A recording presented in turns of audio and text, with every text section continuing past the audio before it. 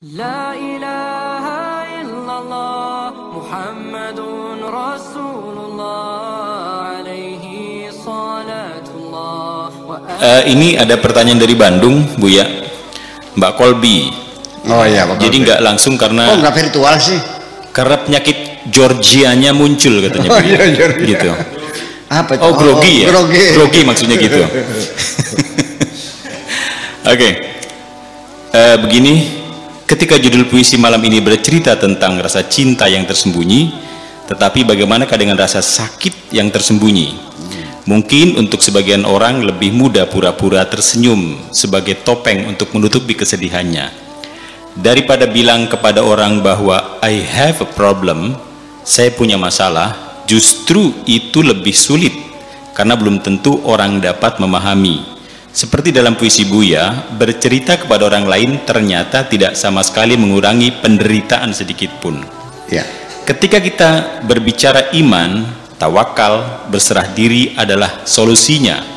Kadang ada kalanya sedang up and down. Kadang-kadang juga lagi kuat-kuatnya, kadang juga lagi lemah-lemahnya. Pertanyaannya, apakah sebenarnya bahwa atau tidak? Apakah sebenarnya baik atau tidak jika kita terus-terusan menutupi rasa sakit itu, baik dari segi psikis maupun mental? Ya. Dan satu lagi, apa nutrisi terbaik untuk meningkatkan iman kita yang lagi lemah? Ya. Saya ingin mengatakan bahwa rasa sakit di hatimu tolong jangan ditimang-timang. Ya. Jangan dipelihara, buang sajalah. Karena bagaimanapun hidup kita ini tidak pernah mulus, menyenangkan semua. Ada sakitnya, ada keselnya, ada kecewanya, ada marahnya. Ya, peristiwa yang setiap hari kita alami ini banyak yang menjengkelkan kan. Nah, ketika itu tersimpan dalam ruang memori kita, sakit hati, mungkin cinta ditolak, mungkin dikhianati kekasih, mungkin juga orang tua anaknya tidak masuk sekolah atau suaminya berselingkuh, macam-macam lah itu semuanya. Itu semuanya disimpan dalam gudang, menyimpan ingatan, namanya memori. Sebaiknya jangan biarkan memori Anda membengkak, terlalu banyaknya penderitaan itu. Sebaiknya dibuang sajalah. Sebab ketika memori itu dibiarkan membengkak, nanti akan menyentuh emosi. Kita gambarkan seperti begini saja. Ini memori, ini emosi, ini logika, berdampingan.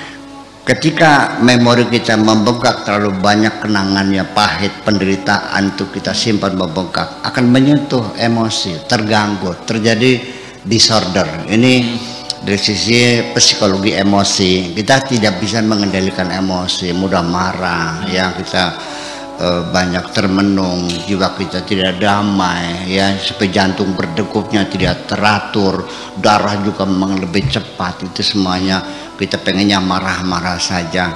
Nah, kalau terjadi disorder pada emosi ini, nanti akan selanjutnya menyentuh logika. Logika kita menjadi off karena kemarahan yang terus dipelihara dalam memori. Sampai anaknya itu juga, memang anak lagi suka jajan, sedang suka jajan.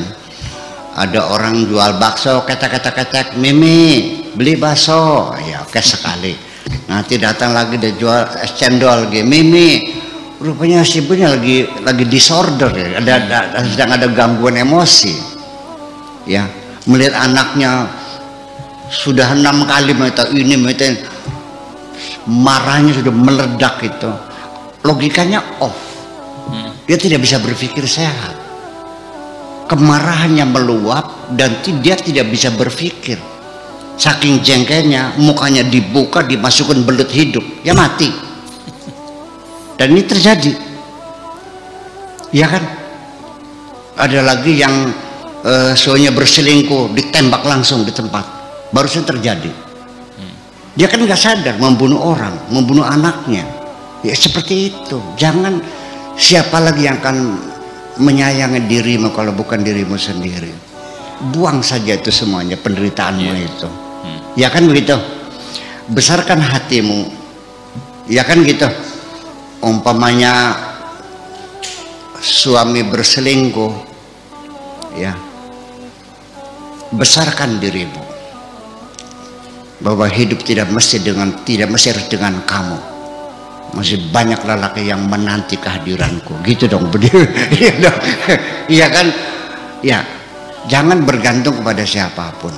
Nah, ini nanti bagaimana caranya? Ya, caranya kita melalui reprogramming lagi. Kita buang-buangin semuanya itu.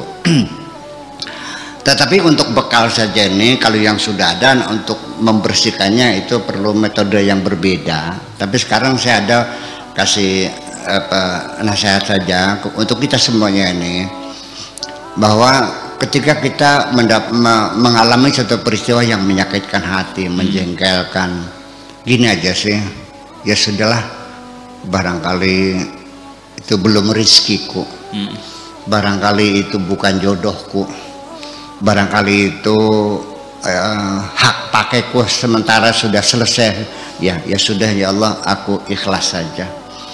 Ketika mobilmu hilang, jangan nyuruh Tuhanmu mencari mobilmu ya. Katakan saja, ya Allah, aku ikhlas dan ridho, mobilku kau ambil lagi.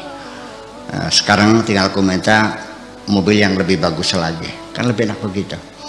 Di sini ada beda nantinya ketika engkau menerima ya, dengan tawakalmu kepada Tuhan, ya sudah, barangkali bukan nasibku. Melihat sawah gagal dimakan kelawar, ya udah, barangkali belum rezekiku. Langsung panggil traktor lagi, di traktor lagi, tanam lagi, barangkali nanti yang akan datang aku dapat rezeki. Berjiwa besar. Begitu kita menerima satu realita, malah itu tidak tersimpan. Tetapi ketika kita menolaknya dengan kesal, mengklaim, menyalahkan, ya, tidak merelakan, sampai kita pingsan di sawah, melihat sawah gagal, malah justru yang tersimpan. Begitu kita terima malah lewat, yang kita tolak malah tersimpan. Saya kira bolak-baliknya seperti itu. Jadi kalau kita belum sampai kepada pemikiran semacam itu, kita selalu mengklaim, selalu kecewa, selalu menolak, nah itu malah tersimpan. Dan nanti bukan hanya bad mood ya, merasa tidak nyaman, tapi sudah ini disorder ya, untuk apa namanya, apa disorder namanya itu, gangguan ya, gangguan ya, seperti itulah kira-kira. Jadi ya gimana, sudah ikhlaskan. Begini, berpikir positif, barangkali Allah tidak mengizinkan beli tanah itu tuh, barangkali Allah mau ngasih tanah yang lebih baik lagi. Barangkali itu bukan jodohku, barangkali Allah akan memberi jodohku yang lebih baik dari itu.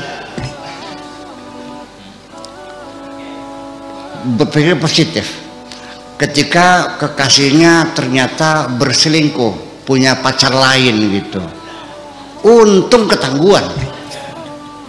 Bayangkan kalau sampai kawin, setelah kawin dia berselingkuh, bisa burak-satak hidupnya, kacau balau.